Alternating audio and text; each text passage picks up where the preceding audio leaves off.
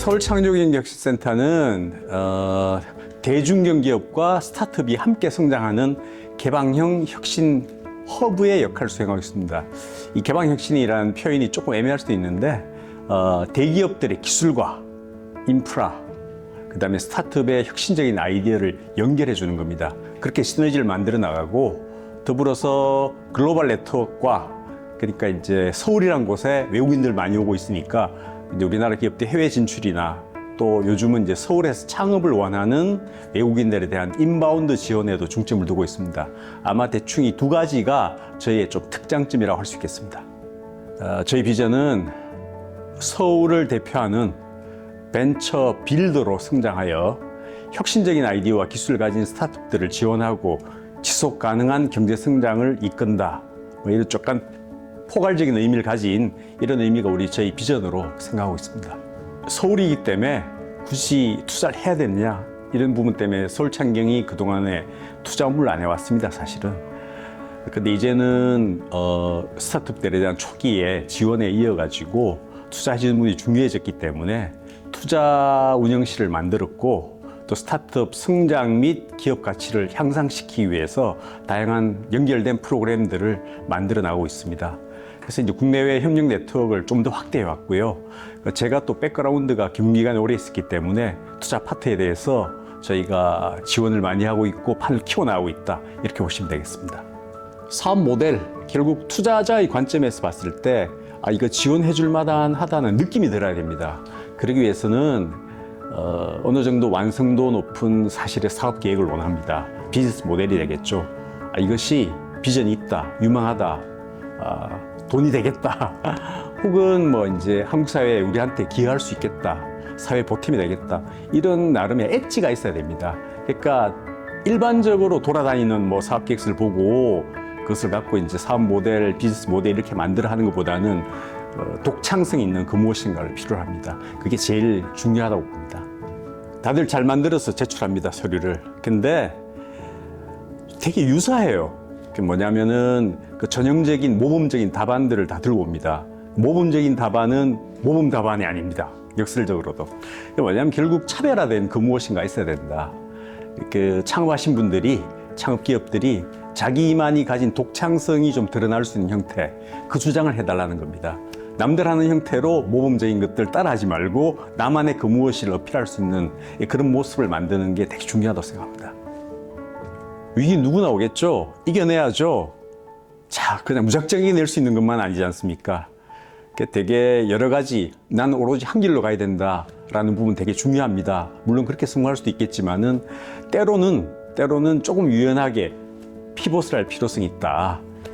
그런 부분들은 저희가 보육 과정과 멘토링 과정에서 제시할 수도 있고 그런 부분들 함께 협의해 나가면서 방향을 좀 바꾸면서 하다 보면 사업 모델이 바뀌면서 또 다른 돌파구를 찾을 수 있다.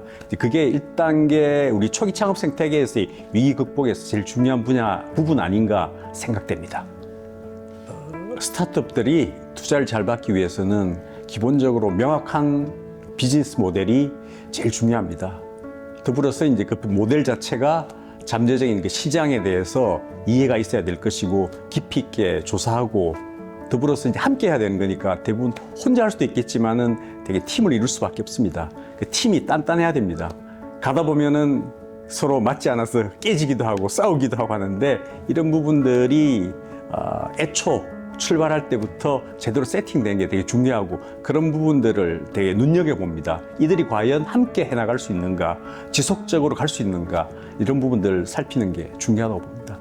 더불어서 이제 거짓말 하지 말아야겠죠. 뭐냐면은 우선 상황을 넘기기 위해서 투자자의 질문에 대해 가지고 위기의 순간들 그 상황을 모면하기 위해서 내뱉는 얘기하는 그 답변들이 조금만 지나면 금방 밝혀질 것들이고 또 저희들은 많이 봤기 때문에 이 친구들이 지금 당장 넘기려고 정답을 얘기하고 있거나 그들은 정답을 갖고 있지 않은 걸 우리가 알고 있는데도 불구하고 그런 경우들이 왕왕 있습니다.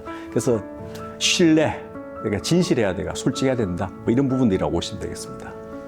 되게 투자를 한 다음에 혹은 투자하기 전에라든가 우리가 공식적인 회사에 대한 이제 방문을 합니다. 했을 때 첫 번째 이제 우리가 편견을 가질 수도 있다고 볼 수도 있겠지만은 뭐 화장실 가본다든가 청소 상태, 그 다음에 사무실이 지나치게 좀 화려하게 잘 꾸며져 있는 것이 오히려 청결하고 이쁘다고 볼 수도 있지만 그게 감점에 의될 수도 있습니다. 왜 그들은 자본도 부족하고 일에 쏟아야 될 열정으로 충만한 상태에서 그걸 볼 시간이 없어야 되거든요. 초기 스타트업의 경우에. 근데 뭐 뭔가 잘 꾸며져 있고 잘 정돈된 것이 오히려 마이너스 효과일 때도 있고, 때로 밤 12시에 뭐 24시간 일을 한다고 생각하고 그들은 찾아갔을 때 통닭을 치킨을 사들고 갔을 때 일하는 모습들, 그들의 반짝이는 눈빛 뭐 이런 것들을 대단히 중요하다고 봅니다. 그런 경우 성공하는 경우 높고, 반면에 중요한 화장실 청소가 안 돼 있다 이런 경우는 되게 중요한 그 아주 우스운 얘기지만은 실패하는 경우가 높더라. 뭐 경험상 아주 좀 누구나 접할 수 있는 예로서 그런 말씀 팁으로 드릴 수 있을 것 같습니다. 이제는 청년들이 그 대기업들도 보면은 신입사원 채용을 하지 않습니다.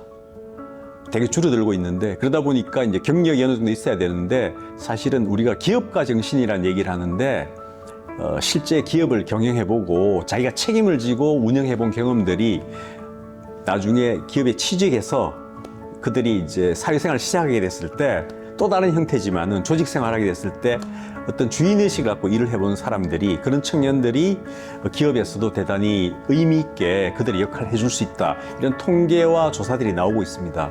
마찬가지로 그래서 청년들이 가능하면 창업을 많이 해줘라, 우리 지원 프로그램 잘 돼 있다, 얼마든지 지원해 주겠다, 너희에게 방향을 알려줄게, 그리고 창업에서 극단적으로 실패하는 경우도 있다, 실패 한번 하면 어떠냐, 또 기회가 주어진다.